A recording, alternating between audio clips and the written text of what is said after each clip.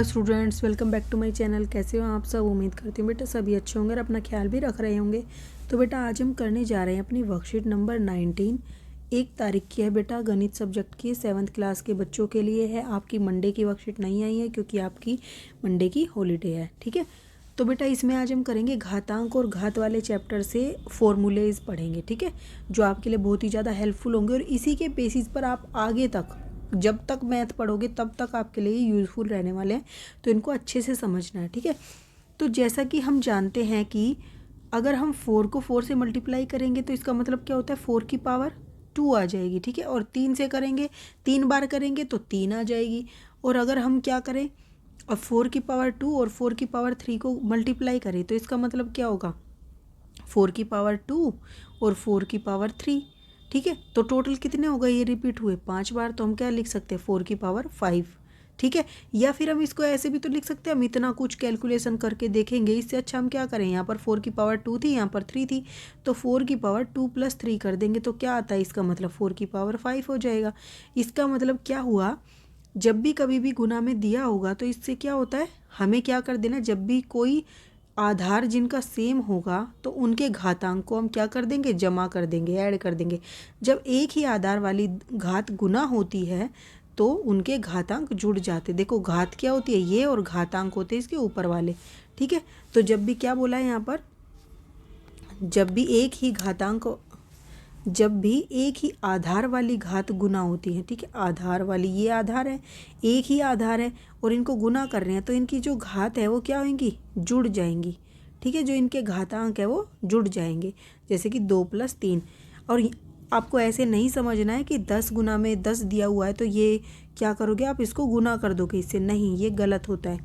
और अगर आपको यहाँ पे दिया है 2 + में 6 तो आप तब क्या करोगे, ऊपर वाले, नहीं, आपको ना तो ये प्लस नीचे होगा तब ऊपर वाले प्लस करने, ना गुना होगा तब नीचे वाले गुना करने। आपको क्या करना है, जब आपको यहाँ पर गुना दिया हुआ है बीच में तो आपको ऊपर की घात क्या कर देनी है, उनकी जमा कर देनी है। आपको ये फॉर्मूला याद रखना है, अगर ऊपर नीचे का आधार बराबर है और उनको गुना किया जा रहा है तो हम उनकी जो घात है उनको जमा कर देंगे।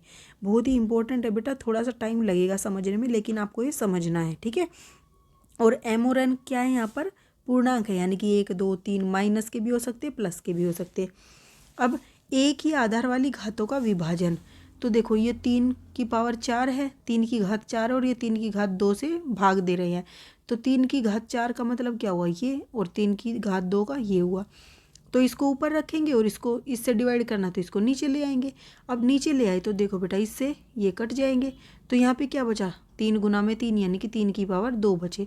तो आप यहाँ से क्या समझे कि हम ऐसा भी तो कर सकते थे सीधे, हम क्या करते, हम सीधे बेटा इसमें से 4 में से 2 को घटा देते तो हमारा क्या आ जाता, 3 की घात 2 ही आ जाता आंसर। इसका मतलब हमने क्या समझा, अतः शून्येतर पूर्णांक ए के लिए ए की पावर m को अगर हम भाग दे रहे हैं ए की पावर n से, यानी कि आधार इनके बराबर हैं, तो हम क्या करते हैं, गुना वाले में तो बेटा हमने क्या किया था, अगर आधार सेम है तो गुना वाले में तो हमने क्या कर दिया था, जमा, और अगर ये आधार सेम है तो भाग वाले में हम क्या करेंगे, घटा, उल्टा करेंगे, m - n करेंगे, ठीक है। इसमें हमने m + n किया था, ओके।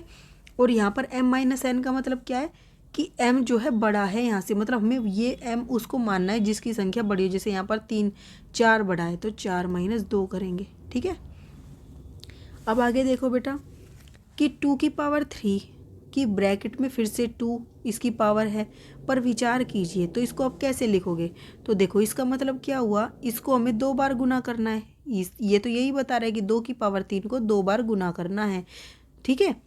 अब यहाँ पर हमने कर दिया, तो अब हमने ऊपर क्या सीखा इस फॉर्मूले से कि इनका आधार सेम है बेटा, तो हम क्या करेंगे, इनकी घातों को जोड़ देंगे। तो हमने 3 + 3 जोड़ दिए, ठीक है। इस फॉर्मूले से 3 + 3 जोड़ेंगे तो क्या आएगा, 2 की पावर 6 आ जाएगी, 2 की घात। अब बेटा एक बात देखो कि यहाँ पर 2 की पावर 6 आई, ये सीधा भी तो आ सकती थी। यहाँ से देखो अगर हम इसको इससे गुना कर देते तो क्या आ जाता, 6 ही आ जाता ऊपर। हमने इतनी कैलकुलेशन करी है तो हम क्या करते हैं, अगर हमें इस तरीके से दे रखा है कि a की पावर m कुछ पावर दे रखी है, जैसे 2 की पावर 3 थी ना, अब इसकी भी कोई पावर दे रखी है n, जैसे इसकी पावर 2 दे रखी थी, तो हम क्या करते, m को n से गुना कर देते, यानी कि 3 को 2 से गुना कर देते, तो हमारा आंसर वही आता है जो हम सोल्व करके लाते हैं। ठीक है, यहाँ पे क्या आ जाएगा, a की पावर mn, यानी कि 2 की पावर 6, 2 तिया 6 करा था ना, तो याद रखना ये तीसरा फॉर्मूला है। अब यहाँ से बेटा एक और बात बनती है कि सोचिए कौन बड़ा है, 5 की पावर 2 को 3 से गुना करेंगे या 5 की पावर 2 को ऊपर 3 से गुना करेंगे, तो ये वाला बड़ा रहेगा बेटा। क्यों, इसमें हम क्या कर रहे हैं, 5 की पावर 2 को कितनी बार रिपीट कर रहे हैं, 3 बार, और इसमें 5 की पावर 2 गुना में 3 है, बस एक ही बार पावर है, तो ये क्या हो गया 25 गुना में 3, यानी कि 75 आएगा इसका आंसर। और इसमें देखो 25 की गुना करो, फिर ये 25 आएगा, फिर ये 25 आएगा, 25 25 तो बेटा 625 होते हैं। ठीक है, तो यही इतना ज़्यादा हो गया, ये 75 था, तो ये वाली संख्या बड़ी है, मतलब कि जिसकी घात गुना होती है ना वो ज़्यादा बड़ा होता है। ओके, अब नेक्स्ट देखो बेटा, समान घातांक और अलग अलग आधार वाली घातों की गुना। हमने अभी क्या किया था, अलग अलग तो घात थी हमारी और समान आधार थे, अब आधार अलग है और घात सेम है, जैसे कि ये घात तो सेम है और ये आधार अलग है, पहले आधार सेम थे। ठीक है, अगर ऐसा है तो हम क्या कर रहे हैं, इसका मतलब क्या हुआ, 2 की पावर घात 3 का, कि 3 बार 2 को गुना किया जा रहा है, 3 की घात 3 का, 3 को 3 बार गुना किया जा रहा है। अब यहाँ से हम क्या करेंगे, 1 2 और 1 इसको ले सकते हैं, इसको गुना करके 2 जोड़े बना दिए। ठीक है, इसका इसके साथ, इसका इसके साथ और इसका इसके साथ। ओके, तो ये क्या बन गया, 2 तिया 6, 2 तिया 6, 2 तिया 6, मतलब 3 बार 6 आ गए, तो 6 की घात 3 हो जाएगा। अब एक बात यहाँ से सोचो कि हम इतना कैलकुलेशन करेंगे, इससे अच्छा क्या रहेगा, यहाँ पे देखो आप कि जब घात सेम है तो नीचे भी 2 की पावर 3 है और यहाँ भी हमारा क्या आया है, 6 की पावर 3 है ना, इस 6 को हम 2 की पावर 3 लिख सकते हैं ना, तो हम सीधा ही क्यों नहीं कर देते इसको गुना। यानी कि अतः शून्येतर पूर्णांक a एंड b के लिए a की पावर अगर m दी है और b की पावर m, यानी कि आधार इसका अलग है, पावर सेम है, ऐसे ही ये b आधार अलग है और पावर सेम है, तो हम इसमें क्या करेंगे, इन दोनों को गुना कर देंगे, 2 गुना में 3 और उसकी एक कॉमन पावर लिख देंगे, सेम ही है ना, तो दोनों की एक ही पावर लिख देंगे 3, तो 6 की पावर 3 आ गया, जो हमारा ये आना था। ठीक है, तो आपने ये याद रखना है बेटा। ठीक है, अब समान घातांक तथा अलग अलग आधार वाली घातों का भाग, तो यहाँ 2 की पावर 4 है, यहाँ 3 की पावर 4 है, सेम टू सेम, अलग अलग है तो इसको ऊपर लिखो और इसको नीचे लिखो। ठीक है, अब ये नीचे लिख दिया, हम इसको क्या करेंगे, 2 की पावर 4 और 3 की पावर 4, अब इन ये दोनों कॉमन है तो हम क्या कर सकते हैं, 2 की पावर 2 अपॉन में 3 की पावर 4 कर सकते हैं यहाँ। ठीक है, यानी कि अब अगर हमें a की पावर m भाग देना है b की पावर m से, यानी कि घात सेम है, तो हम क्या करेंगे, a को b से भाग देंगे और पावर m लगा देंगे।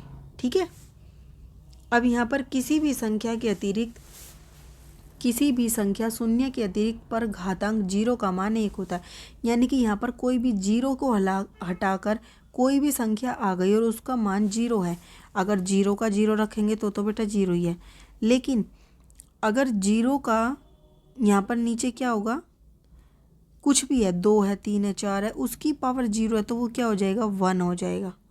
ठीक है, अब नेक्स्ट देखो, हल करते हैं बेटा, ये क्वेश्चन दिए गए हैं, सरल कीजिए और अपने उत्तर को घातांक के रूप में लिखिए। 2 की पावर 5, 2 की पावर 3 माइनस 2 की पावर 5 प्लस में, देखो यहाँ पर क्या है, आधार सेम है तो हम इनको जमा कर देंगे, तो 5 प्लस 3 कितना हो गया, 2 की पावर 8। ऐसे यहाँ पर देखो आधार सेम है तो हम क्या करेंगे, p3 प्लस में 2 कितना आ जाएगा, p की पावर 5। यहाँ पर देखो आधार सेम है यानी कि -4 की पावर क्या करेंगे, 100 प्लस में 20, जो कि क्या आ जाएगी, -4 की पावर 120।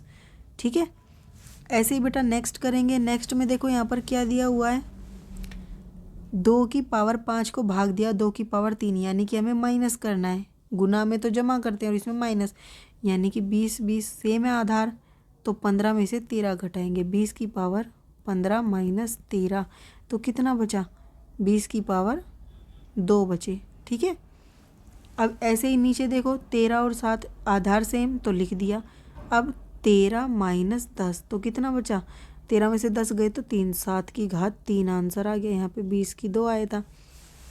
ओके, अब नेक्स्ट देखो बेटा, नेक्स्ट क्या दिया है, 5 की घात 2 दी है, उसको गुना किया 4 से, तो इसका मतलब हम इसको ऊपर से गुना कर देंगे, 4 दूनी 8, 5 की घात 8 आ गया। अब यहाँ पर देखो 6 लिखेंगे और इसको गुना कर देंगे, 10 दूनी 20। यहाँ पर देखो 7 लिखेंगे और क्या करोगे, 5 दूनी 10, यानी कि 100, 7 की घात 100 आ गई।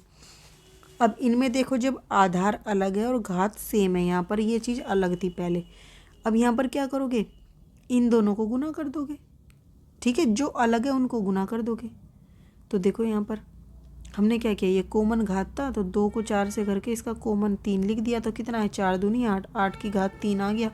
यहाँ पर क्या करेंगे, 1 गुना में t की घात 2 कर देंगे। ठीक है, ऐसे यहाँ पर देखो क्या करोगे, -2 गुना में -3 की घात 4, लेकिन माइनस से माइनस क्या हो जाएगा, गुना होगे प्लस, तो यहाँ करे बचेगा 2 गुना में 3 की पावर 4, यानी कि 2 तिया 6, 6 की पावर 4 ये बचेगा। ठीक है, नेक्स्ट देखो बेटा, भाग देना है।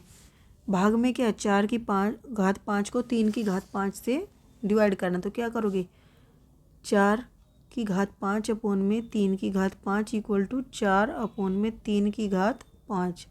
ठीक है, ऐसे ही इस वाले को करोगे, 2 की घात 5 अपोन में b की 5, क्या बन गया, 2 अपोन में b की घात 5। ठीक है, ऐसे ही इस वाले में देखो 5 की घात 6 अपोन में -2 की घात 6, ये ध्यान देना है। तो यहाँ पर देखो बेटा क्या आएगा, 5 की घात 6, ठीक है, 5 माइनस 2 ऐसे कर दोगे। ठीक है, 5 अपोन में 2 की घात 6। ओके, क्योंकि घात बराबर हैं दोनों की इसलिए ऐसा किया है। तो ये थी बेटा आपकी आज की वर्कशीट। उम्मीद करती हूँ आपको अच्छे से समझ आई होगी। फिर भी कोई डाउट हो तो कमेंट बॉक्स में पूछ लेना। इस वीडियो में बेटा इतना ही। अपना नेक्स्ट टॉपिक हम अपनी नेक्स्ट वीडियो में करेंगे। तब तक के लिए ऐसे हंसते रहिए, मुस्कुराते रहिए, पढ़ते रहिए और आगे बढ़ते रहिए। Thank you.